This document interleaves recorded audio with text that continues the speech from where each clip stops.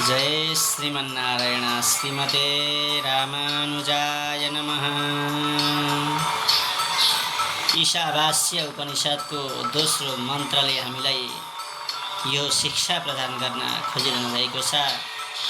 वेद भगवानले यसरी आज्ञा गर्दै हुनुहुन्छ, कुर्वन्नेवेह कर्माणि जिजीविषेत् शतं समाः एवं त्वयि नान्यथेतोऽस्ति न कर्म लिप्यते नरे। अर्थात् यस जगतमा रहेर हामीलाई यसरी भगवत कृपावश हामीलाई यो दुर्लभ शरीर प्राप्त भएको छ, यो देह प्राप्त भएको छ।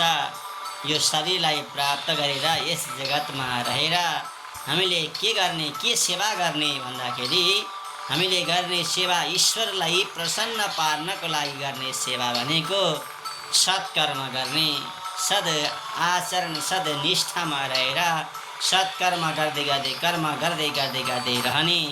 र कर्मको फल के हो भन्दाखेरि कर्मद्वारा सत्कर्म गर्दै गयो भने हामीलाई 100 वर्षको आयु प्राप्त होस् अथवा 100 वर्षको आयु हामीलाई प्राप्त हुन्छ। त्यो सम्झेर चाहिँ सत्कर्म गर्ने।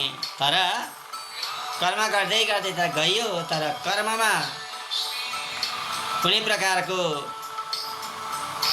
इच्छा, फलको इच्छा नगरिकन कर्म चाहिँ कस्तो खालको कर्म भन्दाखेरि त्यो कर्मद्वारा कर्ममा हाम्रो मन, कर्ममा हाम्रो विचार, कर्ममा हाम्रो लगाव नभइकन केवल ईश्वरले हामीलाई त्यो फल प्रदान गर्नुहोस् भन्ने ध्येयले कर्म गर्दै जाने, आसक्त नभइकन 100 वर्षको आयु मलाई प्राप्त होस्, म 100 वर्षमा बाँच्न सकौँ भन्ने ध्येयले सत्कर्म गर्दै गर्दै जाने। त्यसो गर्यो भने हामी कर्म बन्धनमा पनि फस्दैनौँ र हामी कर्ममा पनि लिप्त हुँदैनौँ। यसभन्दा भिन्न, यसभन्दा बाहिर, यसभन्दा अर्को उपाय नै केही छैन। त्यसैले ईश्वरलाई प्रसन्न पार्नको लागि 100 वर्षको आयु बनाउनको लागि हामी शतं जीवेम शरदः शतं प्रभवाम शरदः शतमदीनाः स्याम शरदः शतं भूयश्च शरदः शतात।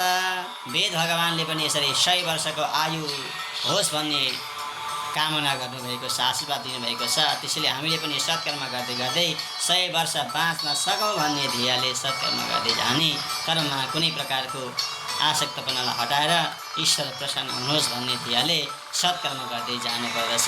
त्यो नै यस दोस्रो मन्त्रको भाव हो। जय श्रीमन्नारायण।